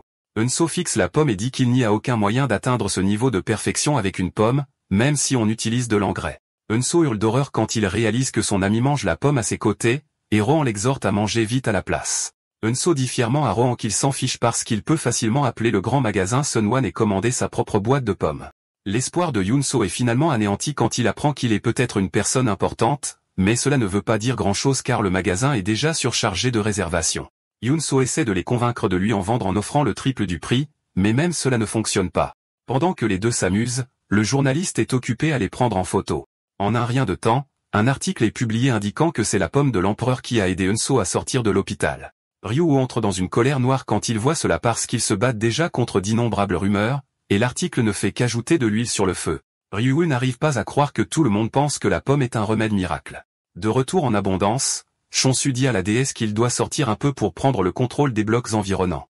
Chonsu dit à Doji et Harry qu'ils seront chargés de protéger la déesse. La déesse est choquée que Chonsu sorte pour revendiquer des territoires, et elle suppose que c'est parce qu'il vient d'acquérir une nouvelle compétence, qui n'est même pas une compétence de combat.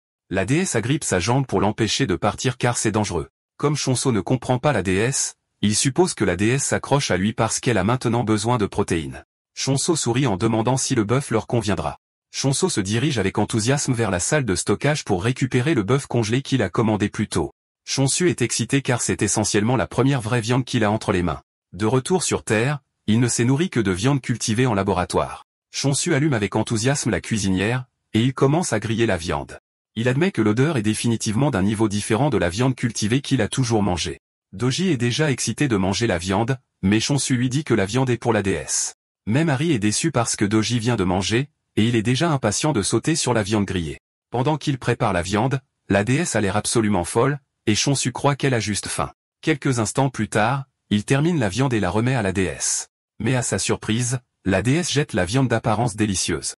Cela choque Chonsu, qui pense que la viande est gâtée, c'est pourquoi la déesse l'a jetée par terre. Chonsu en sort une partie pour essayer de voir si c'est bon, et il conclut que c'est sucré. Cependant, il croit qu'il manque quelque chose parce que cela n'a pas la valeur de choc qu'il a ressenti lorsqu'il a mangé la pomme pour la première fois. Il suppose que c'est la raison pour laquelle la déesse n'a pas mangé non plus. À son insu, la déesse pleure pour qu'il ne parte pas. Mais, malheureusement, il ne peut pas l'entendre car il a bêtement ignoré la compétence de communication. D'un autre côté, Harry et Doji célèbrent parce que Chonsu leur dit qu'il va leur apporter de la viande délicieuse quand il reviendra. Cette nuit-là, Chonsu sort comme prévu. Et pendant qu'Harry et Doji dorment comme des bûches, la déesse reste éveillée, totalement inquiète. Chonsu arrive au bord du bloc, et le système lui demande s'il veut passer au bloc suivant. Chonsu accepte alors l'option, et il se retrouve dans le bloc suivant, mais tout est noir comme la nuit. Il utilise la lanterne pour gagner en visibilité, et il réalise qu'il est dans une jungle, ce qui est complètement différent de l'endroit où il était auparavant. Soudain, un essaim de monstres volants fonce vers son emplacement, et parce qu'ils sont trop petits, Chonsu prend ses jambes à son cou. Ils sont si petits qu'il ne peut même pas viser leur cou, et il se rend compte que retourner d'où il vient est sa meilleure option. Soudain, les monstres morts-vivants traversent de l'autre bloc. Chonsu est choqué de les voir, mais avant qu'il ne puisse faire un geste violent, il réalise que les monstres sont de son côté. Comme il ne peut pas les entendre, il ne sait pas que les monstres morts-vivants sont prêts à le protéger des autres monstres parce qu'ils croient qu'ils sont les seuls à avoir le droit de tuer Chonsu. Pour s'assurer qu'ils peuvent maintenir cela, ils sont prêts à le protéger. Les monstres morts-vivants se dirigent alors directement vers les insectes pour commencer à les exterminer, donnant à Chonsu la chance de se retirer dans son propre bloc. Juste à ce moment-là, le système l'informe qu'il a gagné des points bonus en battant des monstres évolués. Cela choque Chonsu parce qu'il gagne essentiellement des points grâce aux monstres que les monstres immortels ont vaincus. Chonsu sourit diaboliquement parce qu'il a en quelque sorte touché une mine d'or de points. Il réalise que cela change tout parce qu'il gagne des points, et ses clients augmentent également. Les monstres morts-vivants qu'il fuyait autrefois sont maintenant des bonus pour lui. De retour au grand magasin, Ezojin se plaint du nombre d'appels et de commandes qu'ils ont reçus. Ryu avoue qu'ils ont laissé les rumeurs voler pendant si longtemps, mais il ne pense pas qu'ils puissent laisser la situation dégénérer davantage. Pour endiguer tout le problème, il dit à Izujin que toute mention de la pomme de l'empereur est strictement interdite. Il dit qu'il n'y aura plus de réponse aux demandes de renseignements ou aux interviews. Il suggère qu'ils accueillent toutes les questions avec silence et indifférence. Azujin pense que cela pourrait ne pas être réalisable car ce sera le chaos total. Ryu rétorque, disant qu'ils ne peuvent plus laisser échapper un mot, même s'ils sont menacés. Au moment où il mentionne cela, une épée apparaît sur son cou, transformant sa blague en réalité. Une voix apparaît derrière lui, s'excusant de les avoir effrayés. Ryu se retourne pour voir que la personne qui a tenu une épée contre son cou est l'épéiste, Rohan. Ryu est paralysé par la peur, et il demande à Rohan pourquoi il est venu au bureau. Rohan dit qu'il a déjà parlé au patron de Ryu, mais il ne lui a pas donné la réponse qu'il voulait. Cependant, il espère que Ryu sera plus coopératif. Rohan pose alors la grande question, demandant à Ryu qui est responsable de la culture de la pomme de l'empereur. En plus de cela, il veut savoir où se trouve cette personne. Ryu court immédiatement derrière Azujin, lui disant d'expliquer les choses au effrayant Rohan. Azujin est choqué que Ryu se cache derrière elle alors qu'il est le seigneur et devrait être celui qui explique les choses. Ryu dit frénétiquement à Azujin qu'il n'aurait jamais pensé que Rohan apporterait une vraie épée à une discussion civilisée. Azujin est finalement déçue, et elle comprend enfin le dicton selon lequel les patrons sont des déchets. Même si elle a peur, Azujin reste ferme, disant à Rohan que l'entreprise ne plaisante pas avec les informations de ses clients. Au moment où Rohan entend cela, il sort son épée et les deux s'évanouissent presque de peur. Étonnamment, Rohan laisse tomber l'épée sur le sol au lieu de les déchirer avec. Rohan dit alors aux deux qu'il n'a pas besoin d'eux parce qu'il va juste trouver le fermier par instinct. Après avoir dit ça, il se retourne pour partir, choquant Ryu et Izujin.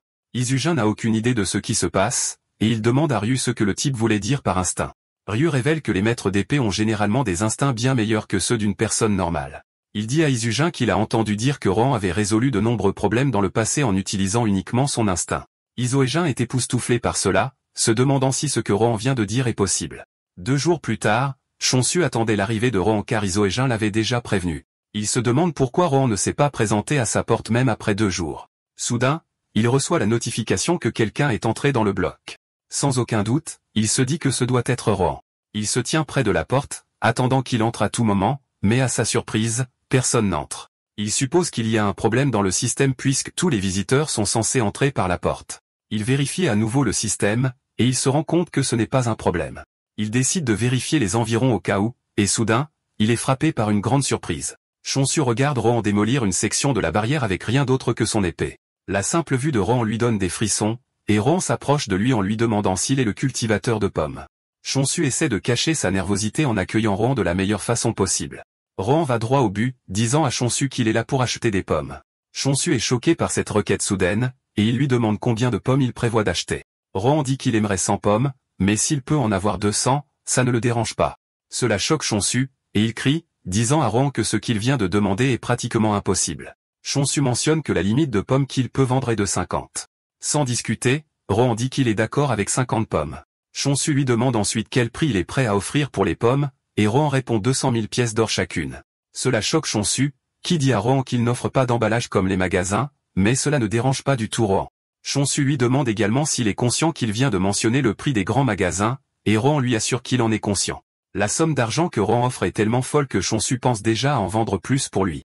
Chonsu emmène ensuite Rohan au pommier, et Rohan salive déjà de la délicieuse pomme qu'il est sur le point de manger. Chonsu s'approche de l'arbre et active la compétence de bénédiction de l'abondance. Sans délai, plusieurs pommes apparaissent sur l'arbre, et Chonsu sort sa faucille, disant à Rohan de lui laisser un moment pendant qu'il récolte les pommes.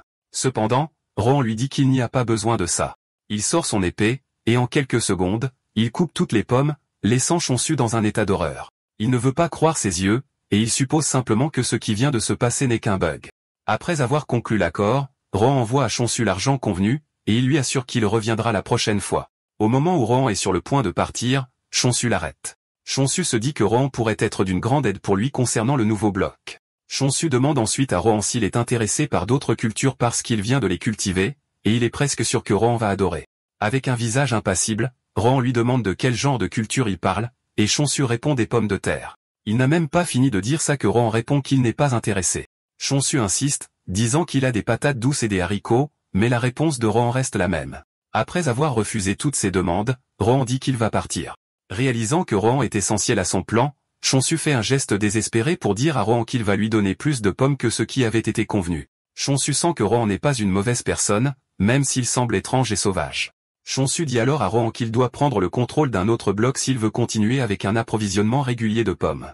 Pour ce faire, il dit à Rohan qu'il va avoir besoin de son aide, et en retour, il le paiera avec des pommes. Chonsu se demande si son plan va fonctionner lorsque Rohan s'approche de lui disant qu'il a accepté l'offre.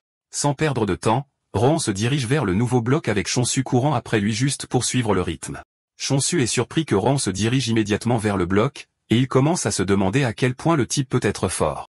Chonsu remarque que le sol est mouillé avec un liquide étrange, qui est très différent de son propre bloc. Chonsu regarde ses chaussures sales quand un monstre apparaît derrière lui. Avant que le monstre ne puisse faire de lui son repas, Rohan l'éloigne, lui disant de rester derrière lui car traîner est dangereux. Chonsu n'arrive pas à croire que Rohan utilise le mot dangereux alors que c'est lui qui est dangereux. Chonsu est surpris qu'il ait failli être mangé par un monstre déguisé en plante. Chonsu dit ensuite à Rohan qu'il n'a pas besoin d'en faire trop puisqu'il sera celui qui gérera le bloc à la fin. Chonsu veut se débarrasser des monstres par lui-même. Il active la décapitation, et il commence à abattre les monstres comme s'il n'était rien. Une fois qu'il a terminé, il active la bénédiction de l'abondance. Pendant ce temps, Azujin est entrée dans le bloc, et elle se déplace quand elle entend Chonsu l'appeler par son nom. Elle baisse les yeux pour vérifier Chonsu avec un sourire éclatant sur son visage, mais le sourire disparaît quand il voit Rohan avec Chonsu travaillant sur une plante. Azujin se précipite pour demander à Chonsu ce qui se passe, et Chonsu répond que puisqu'il prévoit de s'emparer des blocs environnants, il a décidé de planter son pied dans la zone. Azujin lui crie qu'elle se fiche de ce qu'il fait, mais elle est plus intéressée de savoir pourquoi Rohan est avec lui. Chonsu lui explique ensuite sa situation actuelle. Apparemment, lorsqu'ils sont arrivés sur la Terre pour la première fois, Rohan dit à Chonsu qu'il aimerait goûter aux pommes cultivées sur la nouvelle Terre. Chonsu dit nerveusement à Rohan qu'il n'y a pas de terre là-bas parce que tout est rempli de flaques d'eau. Au moment où Rohan entend cela, il sort son épée et la balance très fort pour dégager une grande partie de la terre. Il dégage l'herbe, la transformant en un espace où Chonsu peut planter des graines. Chonsu est saisi de choc quand il voit ça, et il ne perd pas de temps à planter la graine. Il lance ensuite la bénédiction de l'abondance dessus, et c'est ce qu'il faisait quand Isojan est apparu. La graine que Chonsu vient de planter s'est transformée en un grand pommier avec des feuilles brillantes. Isojan est surprise, mais elle mentionne que la pomme sent vraiment bizarre, et Chonsu est d'accord avec elle. Il dit que c'est à cause de l'environnement. Apparemment, Les pommes ont 2 fois plus d'arôme et de saveur, et selon le point d'infusion, le goût change. Chonsu avoue ensuite qu'il est encore en train d'expérimenter avec ça. Chonsu cueille une des pommes et la tend à Asujin, lui demandant si elle est prête à y goûter, mais la fille refuse, disant qu'elle passera son tour. Asujin repère ensuite les monstres végétaux sur le sol, et elle les appelle des queues d'autruche. Chonsu est surpris car c'est la première fois qu'il en entend parler. Fondamentalement, le monstre prend goût aux habitudes d'une autruche, et on dit qu'il n'est actif que la nuit, ce qui le rend extrêmement difficile à attraper. Isojin examine le monstre, et elle avoue que les conditions semblent vraiment excellentes. Il prélève un peu de son sang dans un tube à essai et demande ensuite à Chonsu s'il est celui qui a chassé les queues d'autruche. Chonsu répond que c'était tout lui, assurant à Asujin que Rohan n'était pas impliqué. Chonsu demande à Asujin s'il y a un problème avec ça, et Asujin l'attrape soudainement, lui demandant s'il est prêt à les vendre. Apparemment, on dit que les queues d'autruche se vendent à un prix élevé. Effrayé par la dame zombie, Chonsu accepte de les vendre. Asujin lève la main au ciel, célébrant comme si elle venait de gagner à la loterie. Asujin regarde Chonsu comme si c'était l'homme le plus beau de la planète. Asujin n'arrive pas à comprendre que Chonsu soit doué à la fois en agriculture et au combat. De plus, il a même un maître d'armes à ses côtés. Asujin ne peut pas cacher le fait que rencontrer Chonsu est une bénédiction pour elle. Asujin rêve de plusieurs produits qu'elle pourrait encore avoir l'occasion de vendre lorsque Chonsu l'appelle.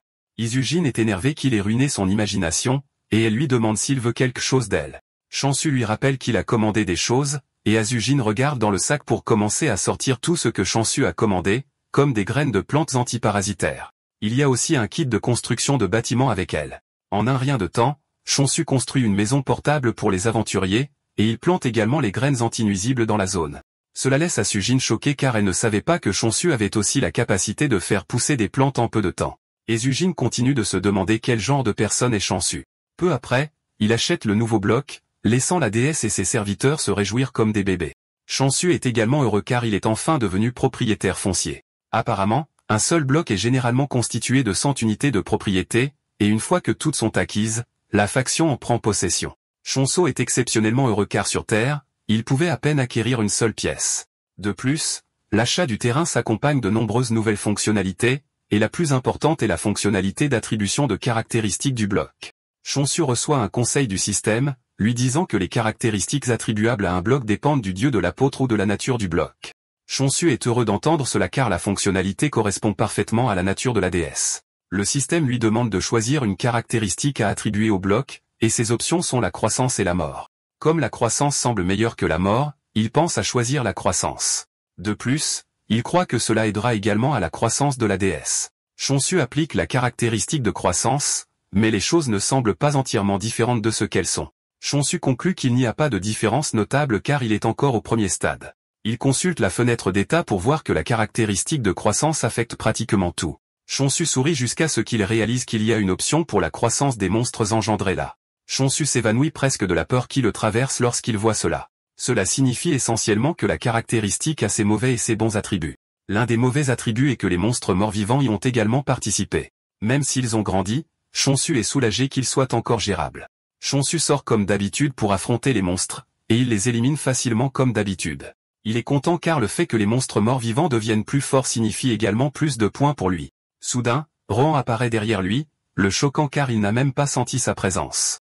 Chonsu comprend que Rohan est venu le voir car sa pomme est déjà terminée. Rohan se demande ce que Chonsu voulait dire par déjà, et Chonsu lui rappelle que cela ne fait même pas une semaine qu'il a reçu le dernier lot.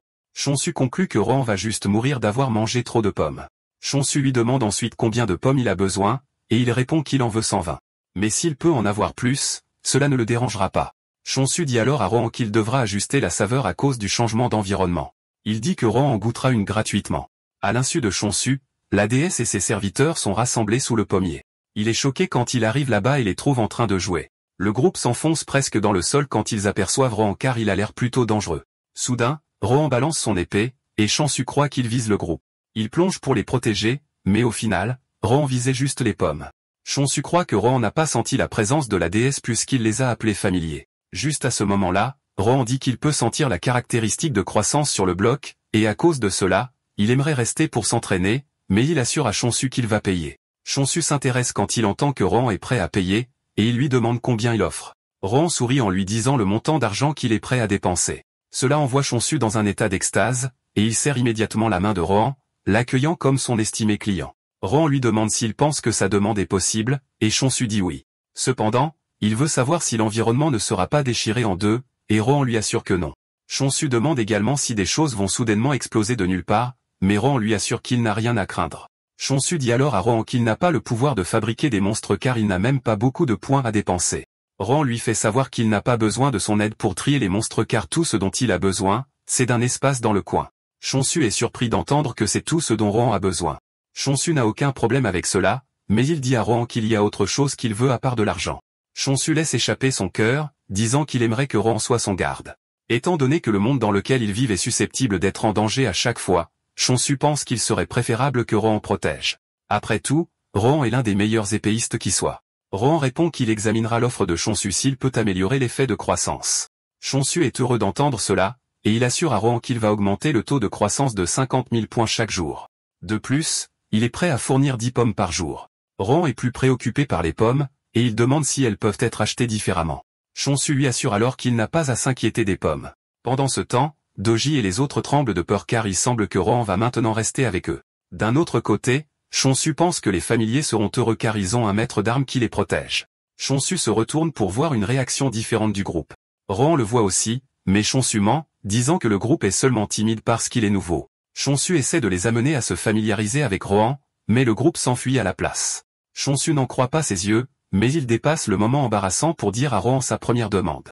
Plus tard, les deux inspectent l'autre bloc lorsque Rohan sent quelque chose derrière les broussailles. Il s'approche pour vérifier et ne trouve qu'un chat allongé là. Chonsu est surpris car il ne s'attendait pas à ce qu'il y ait d'autres animaux comme hamsters dans la région. En raison de l'air détendu du chat, Chonsu croit qu'il n'est pas dangereux. Et avant que Rohan ne puisse l'arrêter, Chonsu s'approche du chat pour le caresser. Le chat se réveille et voit un visage laid au-dessus de lui, et il s'enfuit comme s'il venait de voir un fantôme. Le chat siffle Chonsu, ce qui lui donne presque un frisson dans le dos. La fenêtre d'état informe ensuite Chonsu que le chat est en fait l'apôtre de la négation, et qu'il a déclaré la guerre à son bloc. Chonsu est choqué que l'apôtre lui ait déclaré la guerre juste parce qu'il l'a un peu caressé. Les larmes aux yeux, il demande à Rohan si le chat est l'apôtre de la négation parce qu'il lui a déclaré la guerre, mais Rohan pense que le type dit des bêtises. Chonsu soupçonne que le chat est en colère parce qu'il a été touché sans permission. Chonsu s'approche du chat pour tenter de régler leurs différends tout en se demandant pourquoi il doit combattre un petit chat. Juste à ce moment-là, Rohan le choque en lui disant qu'il ne se battra pas contre le chat. Rohan dit que les apôtres qu'il combattra apparaîtront très bientôt à travers la frontière du bloc. Étonnamment, Rohan dit qu'ils seront humains. Chonsu est choqué d'entendre cela car il était facile pour lui de tuer des monstres, mais les humains sont une autre affaire. Comme si Rohan savait ce qu'il pensait, il lui dit qu'il est libre de tuer la négation. Rohan fait savoir à Chonsu qu'ils ont la possibilité de ressusciter au temple. Chonsu est choqué d'entendre cela, et il demande à Rohan s'il parle d'un point de contrôle, et Rohan dit oui. Chonsu considère cela comme un avantage injuste car lui et son groupe n'ont pas le luxe d'avoir une seconde chance s'ils se trompent. Les apôtres de la négation, en revanche, peuvent agir imprudemment et ne pas subir les conséquences qui en découlent. Chonsu est excité pour la bataille puisqu'il est désavantagé, et il demande à Rohan s'il va l'aider pour la bataille à venir. Rohan répond qu'il est prêt à aider s'il le peut. Comme prévu, un groupe de monstres loyaux à la négation et d'apôtres humains apparaissent sur le bloc.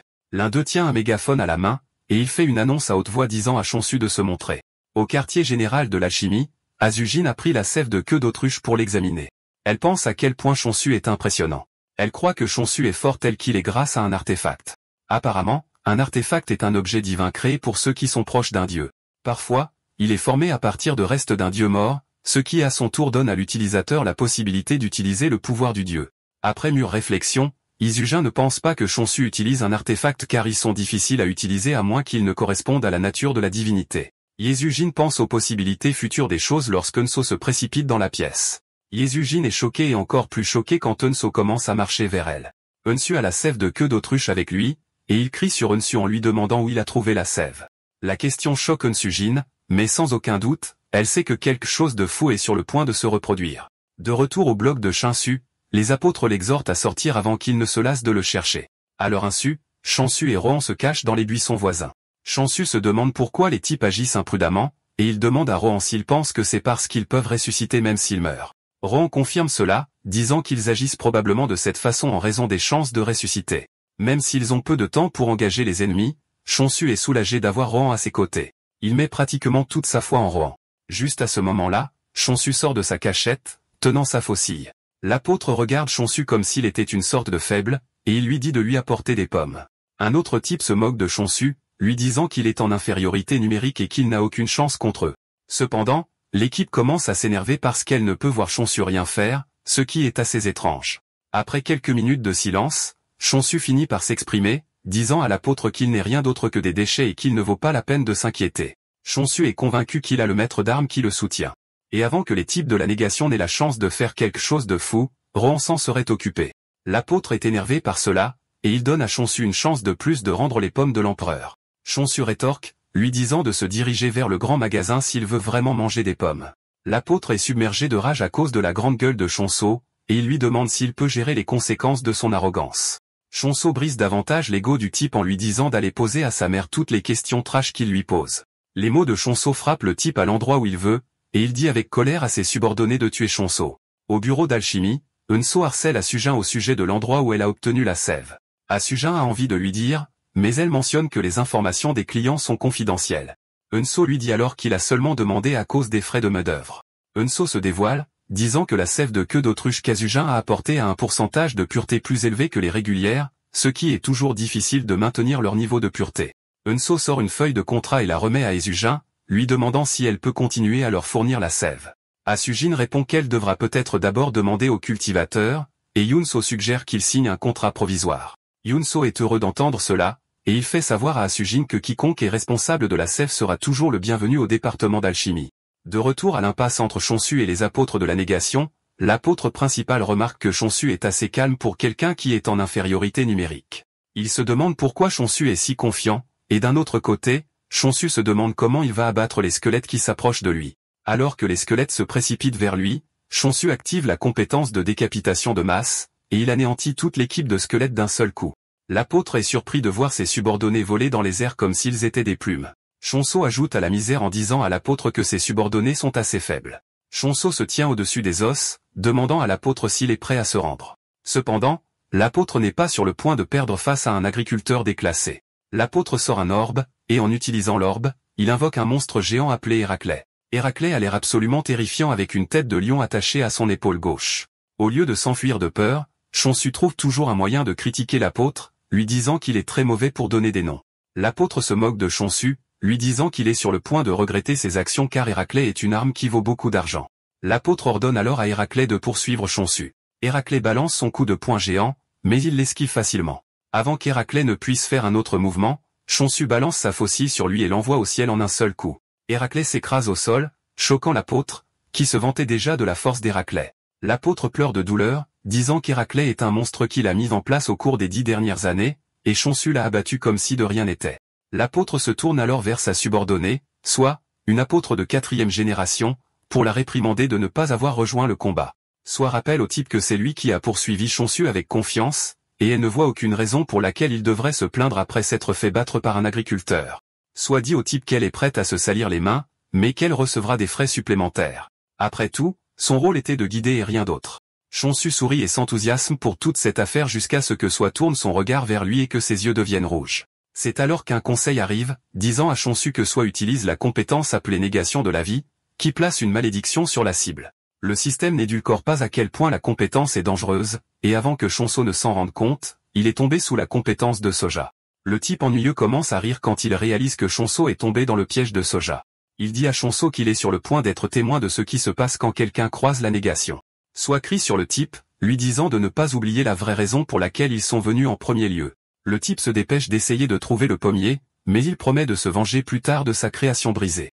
En traversant les bois, il sent l'odeur des pommes et se dit que ce n'est qu'une question de temps avant d'y arriver. Soudain, il remarque un léger mouvement derrière lui, mais quand il se retourne, il ne voit personne. Il est perplexe car il ne sait pas où est la personne. Soudain, Rohan apparaît au-dessus de lui, et grâce à la popularité de Rohan en tant que maître d'armes, le type le reconnaît. Cependant, cela ne l'aide pas beaucoup car Rohan le réduit en pièces. Pendant ce temps, Chonsu ouvre soudain les yeux et se retrouve de retour sur Terre. La dernière chose dont il se souvenait était de combattre la négation, mais il était soudainement apparu ailleurs. Il se rend compte que les choses semblent totalement différentes de ce qu'il connaît. Juste à ce moment-là, il entend ses parents l'appeler par son nom depuis derrière. Il se retourne et voit que ses parents sont réellement là, et son visage s'illumine de joie alors qu'il se précipite vers eux. Il saute dans leurs bras et les serre fort tandis que des larmes coulent sur son visage. Chonsu crie fort, demandant aux deux où ils étaient jusqu'à présent, et il les supplie de ne plus aller nulle part. Soudain, sa plus grande peur commence à se réaliser devant lui. Ses parents le repoussent et s'éloignent tandis qu'il crie, les suppliant de ne pas partir. Chonsu hurle de douleur, mais soudain, Rohan le sort de l'étrange rêve qu'il fait. Il lui dit qu'il souffre du tour de soi, et que ce qu'il a vu n'était pas réel. Rohan avait frappé Soi au bras en essayant de sauver Chonsu, et elle n'arrivait pas à croire que Rohan était dans un endroit comme celui-ci. Soi s'effondre à genoux, et Chonsu se lance avec colère à sa poursuite avec sa faucille, prêt à la punir de l'avoir fait pleurer. Cependant, Rohan arrive à Soi avant lui, et il la réduit en pièces. Soi est enterré par l'eau marécageuse, et Rohan s'excuse de s'être immiscé inutilement. Cependant, Chonsu n'est pas en colère à ce sujet, mais il est même reconnaissant. Chonsu suggère alors qu'il retourne à la base en attendant de revenir pour nettoyer le gâchis. Rohan lui demande quel est son plan futur, et il révèle que son plan est de devenir la force la plus puissante du monde. Cependant, la première chose qu'ils vont faire est de prendre le contrôle de tous les blocs environnants. Il demande à Rohan s'il peut continuer à aider avec cela, et Rohan lui assure qu'il n'a aucune raison de refuser tant qu'il le paie avec des pommes. Chonsu assure alors à Rohan qu'il va le payer avec autant de pommes qu'il le souhaite. Alors qu'il retourne à la base, il rencontre à nouveau le chat noir, et Chonsu interroge Rohan sur le contrat avec le chat. Rohan lui dit avec désinvolture que le chat est l'une des 7 calamités, un prédateur territorial. Cela choque Chonsu parce qu'il pensait que le chat était un chat amical habituel, et il se rend compte qu'il aurait pu se faire tuer sans le savoir. D'un autre côté, le soldat de la négation s'est retrouvé enfermé dans une cellule pour avoir perdu la bataille contre Chonsu. Le système lui dit qu'une pénalité de surcharge a été appliquée en raison de la différence extrême entre sa faction et la faction de bas niveau de Chonsu. Il est tenu de payer 1 million de pièces d'or à titre de punition, et cela choque le type car il ne pense pas que la différence de puissance soit équitable. Il refuse de payer l'argent, affirmant qu'il y avait un maître d'armes soutenant Chonsu. Le système reconnaît alors le refus du type de payer comme une incapacité à rembourser la dette requise et serait transféré à la négation. Le type voit cela, et il panique, exhortant le système à revenir car il est maintenant prêt à payer. Juste à ce moment-là, il est traîné hors de sa cellule par les monstres morts-vivants. Et pour aggraver sa situation, un effrayant apôtre de la négation, Dana, apparaît. Elle dit au type d'expliquer attentivement ce qui s'est passé s'il ne veut pas subir un sort pire que la mort. Le type dit à Dana qu'il a trouvé le site de culture de la pomme de l'empereur. Dana croit que le type ment pour sauver sa propre peau, mais il le jure, disant que c'est Rohan qui a perturbé ses plans. Dan ne veut toujours pas y croire car elle est bien consciente que les réparations n'auraient pas été fixées trop haut si Rohan avait combattu aux côtés de Chonsu. Le type continue de dire à Dan qu'il dit la vérité. Il mentionne que Soi a également été vaincu, et cela surprend Dan. Dan se lève alors de l'endroit où elle est assise, elle marche vers le type. Le type perd presque son petit ego viril alors que la dame effrayante s'approche de lui. Dana dit alors au type qu'ils ne peuvent pas tenir Soi responsable, ce qui signifie que ce sera lui qui subira les conséquences de leur échec. Dana sourit diaboliquement en disant au type qu'elle a une proposition. Elle saisit la tête du type et le place sous un contrat qui fera de lui un prisonnier jusqu'à ce qu'il réalise ses souhaits. Elle dit au type de se diriger vers le site de culture et de commencer à y travailler. Le type soutient que c'est impossible, mais Dan menace de le transformer en mort-vivant s'il ne coopère pas. Elle lui fait savoir que la seule façon de sortir de ce pétrin est de trouver un moyen d'infiltrer le site de culture de pommes. Eh bien, les gars, c'est la fin de la vidéo. Si vous aimez cette vidéo, commentez la prochaine partie dans la section des commentaires. Abonnez-vous également à la chaîne, appuyez sur la cloche et aimez la vidéo. Merci d'avoir regardé, et à la prochaine fois. D'accord, c'est la fin de l'histoire. Merci d'avoir regardé. À la prochaine.